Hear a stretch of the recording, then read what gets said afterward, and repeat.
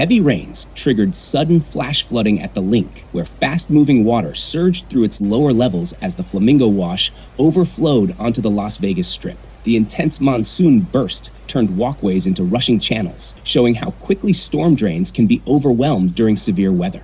Emergency crews monitored the area as floodwaters rose, while visitors and workers were urged to avoid low-lying sections. The event highlighted Vegas's vulnerability to rapid desert downpours.